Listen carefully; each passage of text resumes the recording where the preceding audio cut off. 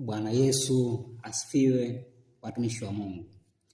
Naitwa Pastor ama Mchungaji James Gilbert Mwegoha kutoka mkoa wa Dodoma, wilaya ya Mpwapwa, kata ya Kimagari.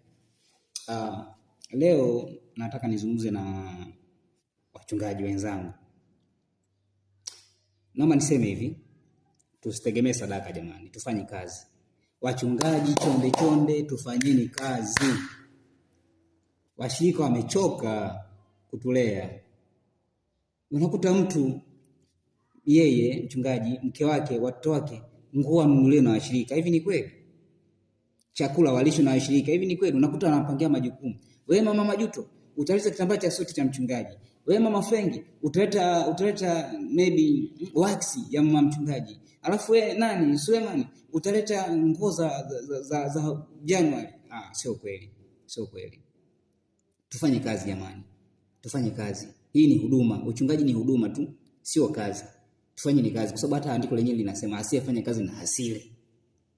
Kwa hiyo unafanya huduma, ufanye kazi. Kwa maana unastahili kula. Tufanye ni kazi jamani. Wachungaji, kazi mbona ziko nyingi tu? Kazi ziko nyingi. Wewe ni nani usifanye kazi? Mnaniuzi. Mnafanya kwamba watu washinde kuja kanisani. Mtu akija na sadaka ya shilingi 500 mnaanza kuwafokea. Mnaanza kumgombeza.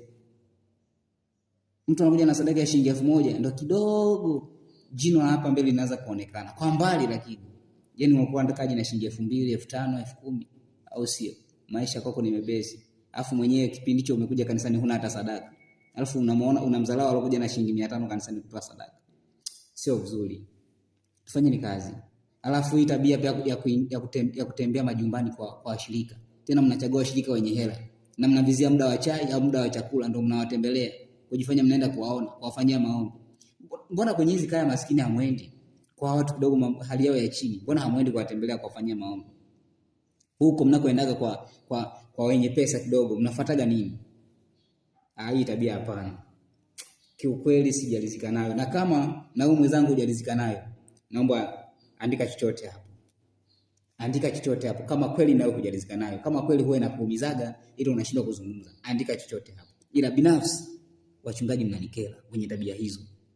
Ambao hamtaki kufanya kazi, kila muda mnataka mjifanye tu kuombaomba. Mnazalaulisha kazi ya Mungu. Mnamzalilisha Mungu. Mungu wetu ni tajiri. Fedha na dhahabu zote ni mali ya Bwana. Inakuwaje unaenda kuombaomba kwa mshirika? Wewe utakiona. Nakwambia